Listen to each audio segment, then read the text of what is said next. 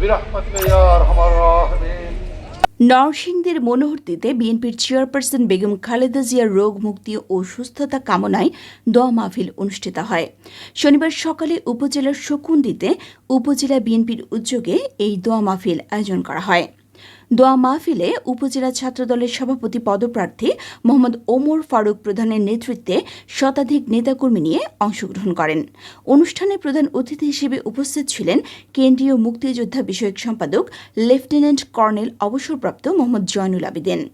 আরও উপস্থিত ছিলেন জাতীয় নির্বাহী কমিটির সদস্য ফেরদৌস আহমেদ খোকন, কেন্দ্রীয় স্বেচ্ছাসেবক দলের সহ সভাপতি জাকির হোসেন, শকুন্দি ইউনিয়ন পরিষদের সাবেক চেয়ারম্যান আব্দুল গনি ফরাজি, বেলাবো উপজেলা বিএনপির সাবেক সভাপতি অ্যাডভোকেট অলিউর রহমান কাউসার, বেলাবো উপজেলার সাবেক চেয়ারম্যান তারেক আল হোসাইন ভূঁইয়া সহ বিএনপির অঙ্গ ও সহযোগী সংগঠনের নেতাকর্মী।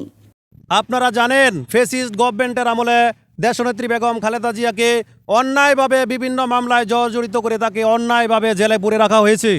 আর সেই জেলখানায় স্বৈর শাসক তাকে মৃদুভাবে বিষক্রিয়ার সাহায্যে লাঞ্চ এবং লিভারে নষ্ট করে দেওয়া হয়েছে এবং এই মুহূর্তে সেই দেশনেত্রী জীবন মৃত্যুর সন্ধিক্ষণে অবস্থায় আছে। নরসিংদী উপজেলা ছাত্রদলের প্রত্যেকটি কলেজ ও মাদ্রাসা ইউনিটি ও দোয়া অনুষ্ঠান পরিচালিত হয়েছে ইতিমধ্যে এবং আজকে বীর মুক্তিযোদ্ধা কর্নেল জয়নুল আবেদিন সাহেবের নেতৃত্বে আমরা মনোহরদী উপজেলা ছাত্রদলের পক্ষ থেকে আজকে দেশনেত্রী বেগম খালেদা জিয়ার সুস্বাস্থ্য ও রোগমুক্তি ও দীর্ঘায়ু কামনার জন্য দোয়া ও মিলা মাহফিল অনুষ্ঠিত করেছি এবং